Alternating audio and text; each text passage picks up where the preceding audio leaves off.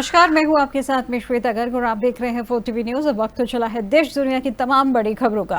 आइए नजर डालते हैं पहली बड़ी खबर पर। जब भारत के विदेश मंत्री डॉक्टर एस जयशंकर का विदेश दौरा है, जो 19 से 24 मई तक नीदरलैंड, डेनमार्क और जर्मनी का दौरा करेंगे और इन देशों के नेताओं से करेंगे द्विपक्षीय वार्ता। में व्यापार, निवेश और रणनीतिक साझेदारी पर होगी बात, जब वैश्विक सुरक्षा जैसे विषयों पर रहेंगे शामिल। इस वक्त की बड़ी खबर आपको बताई जा रही है, जब भारत के विदेश मंत्री डॉक्टर एस जयशंकर 19 से 24 मई तक नीदरलैंड, डेनमार्क और जर्मनी की आधिकारिक यात्रा पर जाएंगे और इस दौरान वे इन देशों के नेताओं से द्विपक्षीय वार्ता करेंगे और मुख्य मुद्दों में व्यापार, निवेश, रणनीतिक साझेदारी और वैश्विक सुरक्षा जैसे विषय शामिल है। और यह यात्रा भारत की यूरोप के साथ संबंधों को और सुदृढ़ करने की दिशा में महत्वपूर्ण कदम है। इस वक्त की बड़ी खबर आपको बताई जा रही है, जहां इस विदेश मंत्री का विदेश दौरा है। 19 से 24 मई तक नीदरलैंड, डेनमार्क और जर्मनी के दौरा करेंगे और इन देशों के नेताओं से करेंगे द्विपक्षीय वार्ता और इसके साथ ही उसमें व्यापार, निवेश और रणनीतिक साझेदारी पर होगी बात। इस वक्त की बड़ी खबर आपको बताई जा रही है।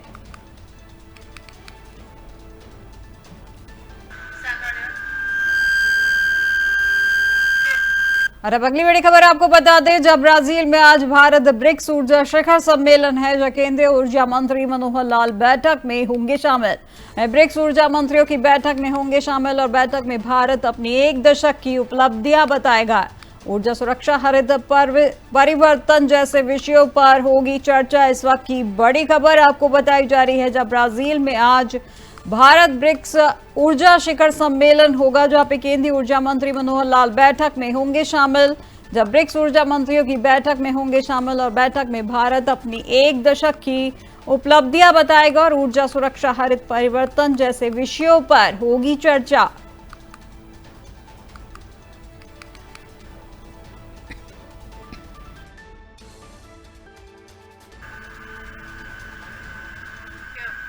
और अब अगली बड़ी खबर आपको बता दें, जो 21 मई से विदेश दौरे पर जाएगा सांसदों का डेलीगेशन। जो 21 मई को संजय झा के नेतृत्व में डेलीगेशन जाएगा जापान। 22 मई को कनिमोझी के नेतृत्व में रूस जाएगा डेलीगेशन और 24 मई को शशि थरूर के नेतृत्व में गयाना जाएगा डेलीगेशन और गयाना से अमेरिका जाएगा शशि थरूर का डेलीगेशन। लगभग 15 से 17 दिनों में विदेश दौरा पूरा करेंगे सभी डेलीगेशन। इस वक्त की बड़ी खबर आपको बताई जा रही है, जहां पर 21 मई को संजय झा के नेतृत्व में डेलीगेशन जाएगा, जहां पे 21 मई से विदेश दौरे पर जाएगा सांसदों का डेलीगेशन और 21 मई को संजय झा के नेतृत्व में डेलीगेशन जाएगा जापान और 22 मई को कनिमोझी के नेतृत्व में रूस जाएगा डेलीगेशन और 24 मई को शशि थरूर के नेतृत्व में गयाना जाएगा डेलीगेशन और गयाना से अमेरिका जाएगा शशि थरूर का डेलीगेशन।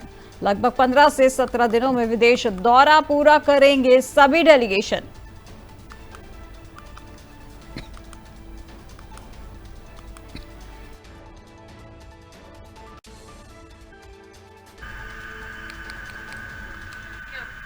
और अब अगली बड़ी खबर आपको दिल्ली से बता दें, जो दिल्ली बीजेपी आज निकालेगी सिंदूर यात्रा, जहां शाम को निकाली जाएगी ये सिंदूर यात्रा और दिल्ली की सीएम रेखा गुप्ता होंगी शामिल और इसी के साथ पूर्व केंद्रीय मंत्री स्मृति ईरानी भी होंगी शामिल और तमाम महिलाएं भी सिंदूर यात्रा में होंगी शामिल। इस वक्त की बड़ी खबर आपको दिल्ली से बताई जा रही है, जहां बीजेपी आज निकालेगी सिंदूर यात्रा। आज शाम को निकाली जाएगी ये यात्रा, जहां दिल्ली की सीएम रेखा गुप्ता इसमें होंगी शामिल और पूर्व केंद्रीय मंत्री स्मृति ईरानी भी इस यात्रा में शामिल होंगी और इसी के साथ तमाम महिलाएं भी सिंदूर यात्रा में लेंगी भाग। इस वक्त की बड़ी खबर आपको दिल्ली से बताई जा रही है।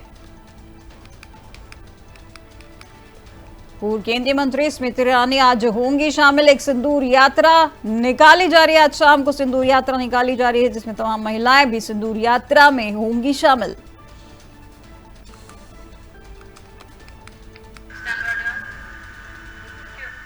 और अब अगली बड़ी खबर आपको बता दें, जो आज से 3 दिवसीय दौरे पर है ममता बनर्जी और उत्तर बंगाल के दौरे पर रहेंगी ममता बनर्जी और सिलीगुड़ी में नॉर्थ बंगाल बिजनेस मीट का करेंगी उद्घाटन। इसमें एमएसएमई, चाय और पर्यटन में निवेश आकर्षित करने का है उद्देश्य, जहां उत्तर कन्या में उच्च स्तरीय प्रशासनिक समीक्षा बैठक भी करेंगी और 8 उत्तर बंगाल जिलों के वरिष्ठ अधिकारी इस बैठक में होंगे शामिल। दरअसल पश्चिम बंगाल की मुख्यमंत्री ममता बनर्जी आज से 3 दिवसीय उत्तर बंगाल के दौरे पर जा रही हैं और इस दौरान वे सिलीगुड़ी में नॉर्थ बंगाल बिजनेस मीट का उद्घाटन करेंगी, जिसका उद्देश्य एमएसएमई, चाय और पर्यटन क्षेत्र में निवेश आकर्षित करना है। और इसके बाद वे दार्जिलिंग, जलपाईगुड़ी और अलीपुरद्वार द्वारा कच्छ बिहार जिलों में सार्वजनिक कल्याण वितरण कार्यक्रमों में भाग लेंगी और बुधवार को वे उत्तर कन्या में उच्च स्तरीय प्रशासनिक समीक्षा बैठक की अध्यक्षता करेंगी, जिसमें 8 उत्तर बंगाल जिलों के वरिष्ठ अधिकारी शामिल होंगे। और इस यात्रा का उद्देश्य क्षेत्रीय विकास को बढ़ावा देना और आगामी 2026 विधानसभा चुनावों के लिए पार्टी की स्थिति को मजबूत करना है।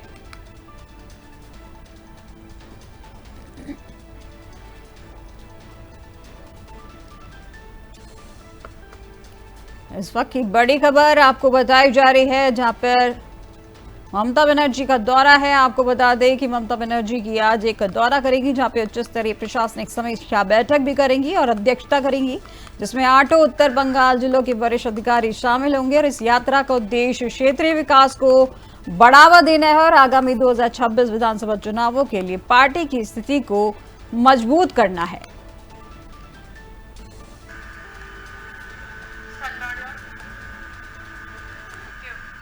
और अगली खबर आपको बता दें, जहां कर्नल सोफिया पर टिप्पणी मामला है और मामले में आज विजय शाह की याचिका पर आज सुप्रीम कोर्ट में सुनवाई होगी। आतंकवादियों की बहन कहकर दिया था विवादित बयान, जो शाह के खिलाफ एफआईआर दर्ज करने का दिया था आदेश। आज की सुनवाई में तय होगी आगे की सुनवाई। इस वक्त की बड़ी खबर आपको बता दें, जहां मध्य प्रदेश के आदिवासी कल्याण मंत्री विजय शाह की कर्नल सोफिया कुरैशी पर की गई टिप्पणी के मामले में आज सुप्रीम कोर्ट में सुनवाई होगी, जहां शाह ने एक सार्वजनिक कार्यक्रम में कर्नल सोफिया को आतंकवादियों की बहन कहकर विवादित बयान दिया था। वहीं मध्य प्रदेश उच्च न्यायालय ने इस पर स्वतः संज्ञान लेते हुए शाह के खिलाफ एफआईआर दर्ज करने का आदेश दिया था। जहां शाह ने इस आदेश को सुप्रीम कोर्ट में चुनौती दी है, जिसमें उन्होंने अपनी टिप्पणी को गलत तरीके से प्रस्तुत किया बताया गया और माफी भी मांगी। सुप्रीम कोर्ट ने इस मामले में शाह की टिप्पणी को गंभीर बताते हुए उन्हें फटकार लगाई थी। वहीं आज की सुनवाई में यह तय होगा कि शाह की याचिका पर आगे की कार्रवाई की जाएगी या नहीं।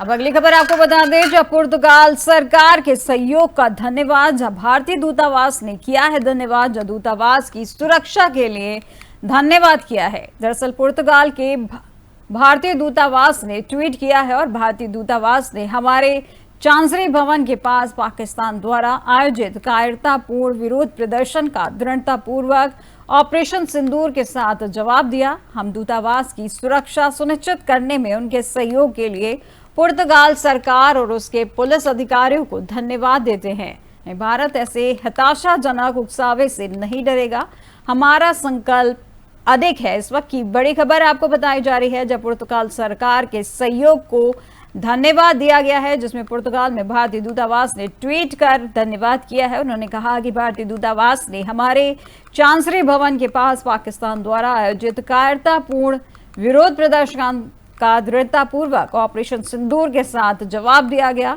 हम दूतावास की सुरक्षा सुनिश्चित करने में उनके सहयोग के लिए पुर्तगाल सरकार और उनके पुलिस अधिकारियों को धन्यवाद देते हैं। भारत ऐसे हताशाजनक उकसावे से नहीं डरेगा और हमारा संकल्प अडिग है।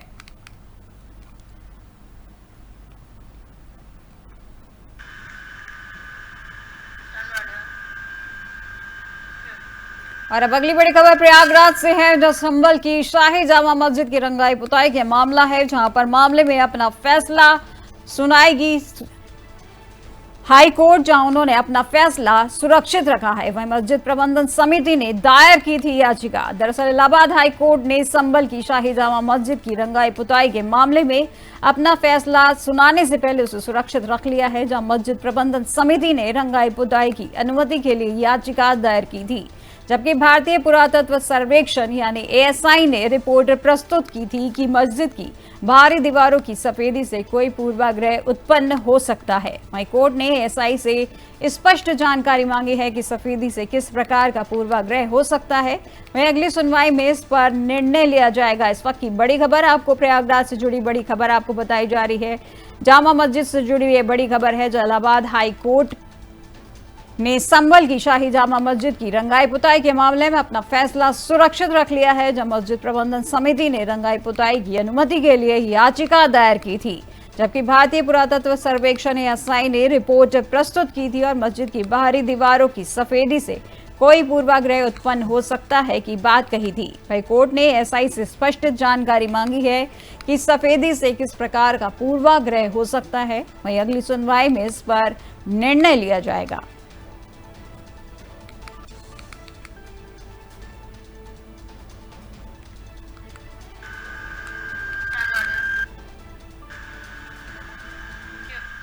अब अगली बड़ी खबर आपको बता दें, जहां जम्मू कश्मीर का टेरर फंडिंग मामला है, जहां दिल्ली हाई कोर्ट में आज होगी सुनवाई।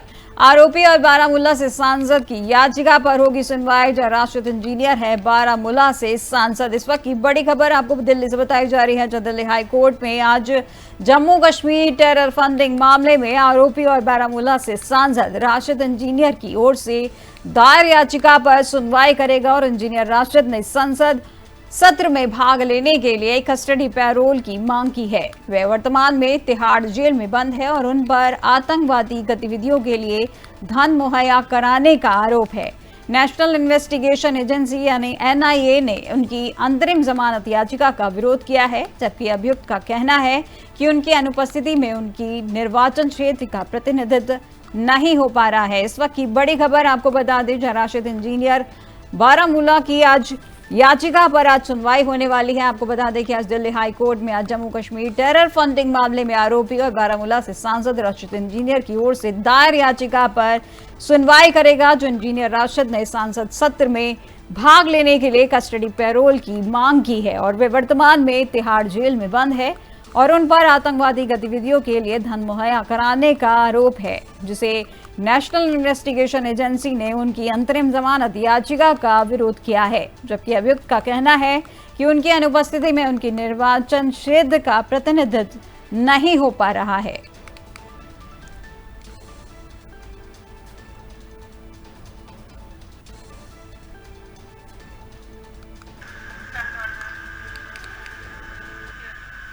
अगली बड़ी खबर आपको बता दें, जहां तेलंगाना और आंध्र प्रदेश पुलिस की संयुक्त कार्रवाई हुई है, जहां एक बड़ी आतंकी साजिश की गई है नाकाम। पुलिस ने 2 संदिग्धों को किया है गिरफ्तार और आरोपियों के पास से बरामद हुई है विस्फोटक सामग्री। इस वक्त की बड़ी खबर आपको बता दें, जहां पर पुलिस की बदमाश के साथ मुठभेड़ हुई है, जहां तेलंगाना और आंध्र प्रदेश पुलिस की संयुक्त कार्रवाई की गई, जहां एक बड़ी आतंकी साजिश नाकाम की गई है, जिसमें पुलिस ने 2 संदिग्धों को गिरफ्तार किया है और आरोपियों के पास से बरामद हुई है विस्फोटक सामग्री। दरअसल हैदराबाद में तेलंगाना और आंध्र प्रदेश पुलिस की संयुक्त कार्रवाई में एक बड़ी आतंकी साजिश नाकाम की गई है और पुलिस ने 2 संदिग्धों को गिरफ्तार किया है, जिनमें से एक हैदराबाद का निवासी है और गिरफ्तारी के समय आरोपियों के पास से विस्फोटक सामग्री बरामद हुई है, जिससे उनकी बम धमाका की योजना स्पष्ट होती है।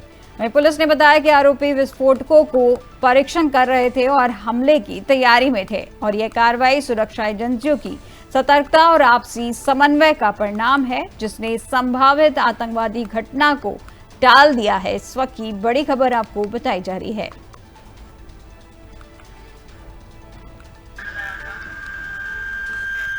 अब खबर सोलापुर से है, जहां महाराष्ट्र के सोलापुर में आग लगी है और आग से अब तक 8 लोगों की मौत हो गई है, जिसमें 17 घंटे में आग पर काबू पाया गया है। दरअसल महाराष्ट्र के सोलापुर के सेंट्रल इंडस्ट्री में कल लगी आग की घटना में 8 लोगों की मौत हो गई है। आग सुबह 3:30 बजे लगी थी और इस बचाव अभियान में दमकल कर्मी भी घायल हुए हैं। वहीं आग पर काबू पाने में 17 घंटे लगे हैं और ये जानकारी फायर ऑफिसर राकेश सलूके द्वारा दी गई है।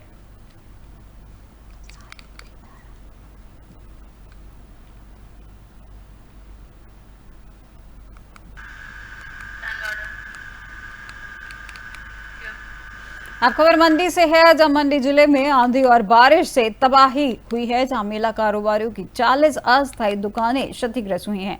उसी के साथ पेड़ गिरने से बिजली आपूर्ति भी प्रभावित हुई है। दरअसल हिमाचल प्रदेश के मंडी जिले में आज सुबह तेज आंधी और बारिश ने जनजीवन को अस्त व्यस्त कर दिया है, जहां जोगिंदर नगर क्षेत्र में तूफान के कारण मेला कारोबारियों की लगभग 40 अस्थायी दुकानें क्षतिग्रस्त हो गईं, जबकि लड़भड़ोल में कई पेड़ हाई वोल्टेज तारों पर गिरने से बिजली आपूर्ति प्रभावित हुई है। वहीं अधिकारियों ने बताया कि इस मौसम के कारण सैकड़ों गांव अंधेरे में डूब गए हैं और कई क्षेत्रों में पानी की आपूर्ति भी बाधित हुई है। वहीं मौसम विभाग ने आगामी दिनों में भी इस प्रकार के मौसम की संभावना जताई है और संबंधित जिलों के लिए ऑरेंज और येलो अलर्ट जारी किया है। खबर मंडी से है, जहां मंडी जिले में आंधी और बारिश से तबाही मची है, जहां पर बताया जा रहा है कि तूफान के कारण मेला कारोबारियों की लगभग 40 अस्थायी दुकानें क्षतिग्रस्त हो गईं, जबकि लड़भड़ोल में कई पेड़ हाई वोल्टेज तारों पर गिरने से बिजली आपूर्ति प्रभावित हुई है। वहीं अधिकारियों ने बताया कि इस मौसम के कारण सैकड़ों गांव अंधेरे में डूब गए हैं और कई क्षेत्रों में पानी की आपूर्ति भी बाधित हुई है। मौसम विभाग ने आगामी दिनों में भी इस प्रकार के मौसम की संभावना जताई है और संबंधित जिलों के लिए ऑरेंज और येलो अलर्ट जारी किया है।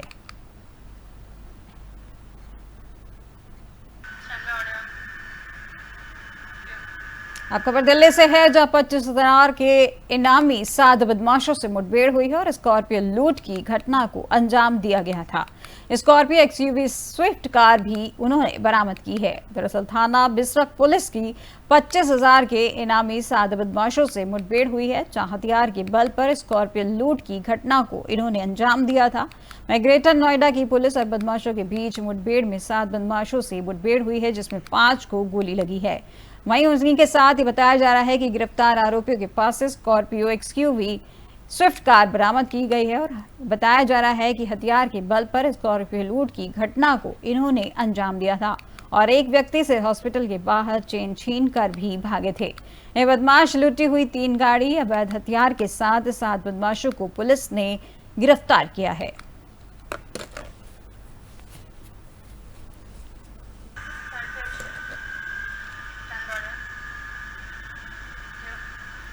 एक देश जो दुनिया में धर्म के नाम पर बनता है, 2 स्टेट पॉलिसी को मानते हुए भारत ने अलग हो जाता है।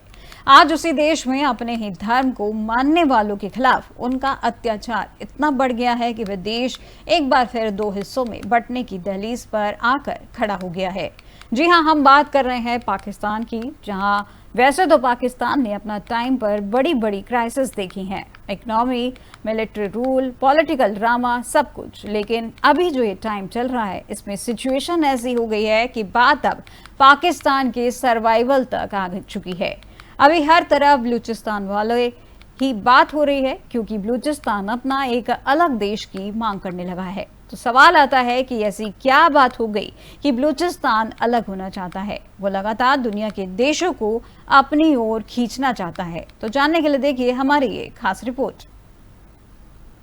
दरअसल बलूचिस्तान के लोगों का अलग देश की मांग अब अपनी चरम पर है। वहां के नेता से लेकर आम जनता तक इस बात को दुनिया के सामने लाने का प्रयास कर रहे हैं कि अब हमें पाकिस्तान के साथ नहीं रहना है, पाकिस्तान के अन्याय को नहीं सहना है, बलूचिस्तान पाकिस्तान का हिस्सा नहीं है। आखिर बलूचिस्तान के लोग ऐसा क्यों चाहते हैं? तो इसके पीछे भी कहानी है और उस कहानी का हिस्सा है शोषण, दर्द, अराजकता और अन्याय जो बलूचिस्तानियों के साथ लगातार किया गया है। बता दें कि बलूचिस्तान को पाकिस्तान से अलग करने की कई वजह हैं, जिनमें भेदभाव, गरीबी और संसाधन शोषण शामिल है। बलूच लोग का कहना है कि उन्हें पाकिस्तान में भेदभाव का सामना करना पड़ता है, खासकर पंजाब क्षेत्र के लोगों से। इसके अलावा बलूचिस्तान में 70% से अधिक आबादी गरीबी रेखा से नीचे रहती है, जबकि यह क्षेत्र खनिज संपदा से भरपूर है, जिसका दोहन पाकिस्तान द्वारा किया जाता है। यह शोषण इतना बढ़ गया है कि लोग पाकिस्तान के खिलाफ सड़कों पर आ गए हैं और इस विरोध के दौर में भी पाकिस्तान द्वारा लगातार वहां की माताओं बहनों के साथ बुरा व्यवहार किया जा रहा है, युवाओं को गायब कर दिया जा रहा है। तो क्या सवाल उठना वाजिब नहीं हो जाता है कि आखिर कब तक बलूच लोगों पर अत्याचार होता रहेगा। इसलिए आज बलूचिस्तान ने अपनी आजादी का ऐलान करके ऐसी ताकत दिखाई है कि इस्लामाबाद की नींद उड़ गई है। आज वहाँ के लोग भारत और दुनिया के देशों से कह रहे हैं कि आओ और देखो बलूच लोगों की हालत। वो कह रहे हैं कि भारत आगे बढ़ो, हम तुम्हारे साथ हैं। इस नापाक पाकिस्तान को सबक सिखाने का समय आ गया है। लेकिन भारत जो अपनी सादगी के लिए दुनिया में जाना जाता है, जो यूएन के बनाए नियमों को मानता है, वह ऐसा करने से बच रहा है। लेकिन भारत को अपनी नीतियों में बदलाव लाने की जरूरत है, क्योंकि भारत के ऑपरेशन सिंदूर के समय यह देखा गया है कि जितने भी संस्थाएं शांति के नाम पर बनाए गए हैं, सबके सब बेकार हैं। जो अमेरिका और पश्चिमी देश चाहते हैं वही करता है, क्योंकि अमेरिका आतंक के पनाहगार पाकिस्तान का साथ दे देता है। सीरिया के आतंकी को देश का राष्ट्रपति कबूल कर लेता है। चाइना खुले तौर पर आतंक का साथ देता है और सभी संस्थाएं मौन धारण किए बैठी रहती हैं।